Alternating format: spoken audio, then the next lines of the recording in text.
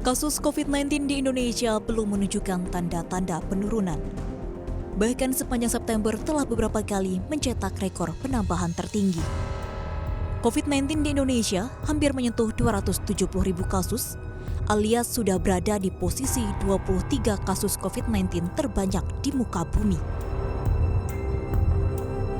Resesi ekonomi sudah dipastikan menyandra Indonesia. Bahkan pada kuartal 3 tahun ini, ekonomi tanah air bisa terkontraksi minus 2,9%. Tak ayal, pandemi membuat orang enggan keluar rumah, menahan konsumsi, bahkan kehilangan pendapatan. Sektor penunjang ekonomi Indonesia pun tak bisa 100% bergerak. Penyerapan anggaran juga masih tersendat. Realisasi anggaran pemulihan ekonomi nasional yang masih di bawah 40% kala 4 bulan menuju penghujung tahun membuat ekonomi Ibu Pertiwi masih belum bisa bertahan dengan optimal. Ini berarti Indonesia bisa menyusul 45 negara lainnya terjerumus resesi.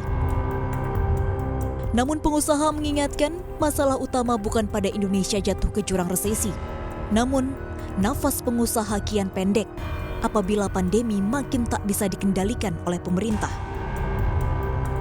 Kami tidak begitu mengkhawatirkan dengan resesi, tapi yang kami khawatirkan adalah kalau pandemi ini berkepanjangan. Nah, ini baru suatu tantangan besar bagi kita karena akan tumbang banyak pengusaha. Apa yang disampaikan oleh Ketua Umum KADI Indonesia bahwa nanti akan terjadi katakanlah PHK yang hampir 5 juta, itu bisa terjadi, bisa berkepanjangan. Pertumbuhan ekonomi kita semester 4 bisa positif kalau memang masalah pandemi ini bisa kita selesaikan secepatnya. Jadi akar kita semua kan cuma satu, bagaimana kita mampu mengendalikan virus ini.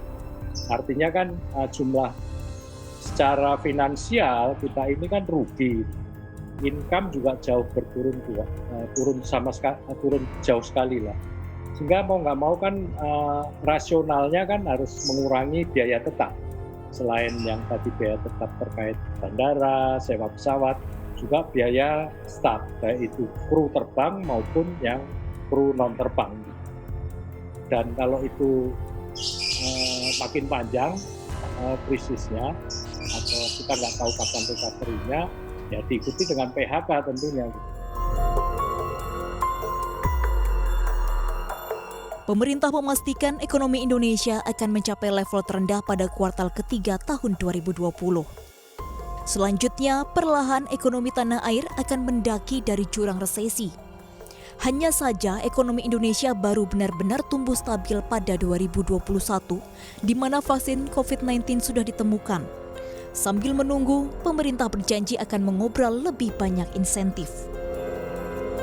Melihat prediksi, sebetulnya kalau kita melihat arah perekonomian, sebetulnya ini sangat inline dengan prediksi pemerintah dan juga banyak lembaga lainnya ya, baik lembaga domestik maupun internasional.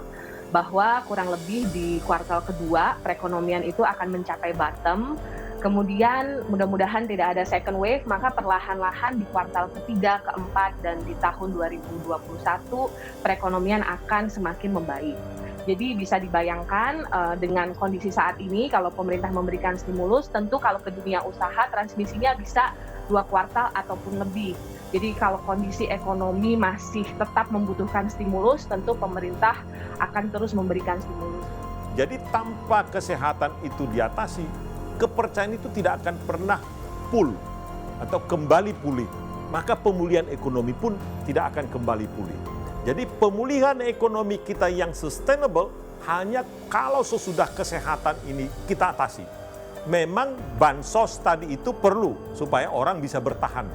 Ya, bantuan ke sektor real terutama UMKM perlu, tapi untuk bertahan. Tapi untuk benar-benar pulih, memang kata kuncinya adalah di kesehatan.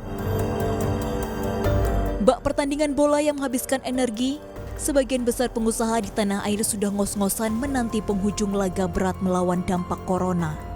Namun sayang, belum ada yang bisa meniupkan peluit akhir pertarungan ini. Selama kesehatan masyarakat belum pulih, ekonomi tanah air masih akan tertatih, baik di Indonesia maupun di dunia. Tim Liputan CNBC Indonesia.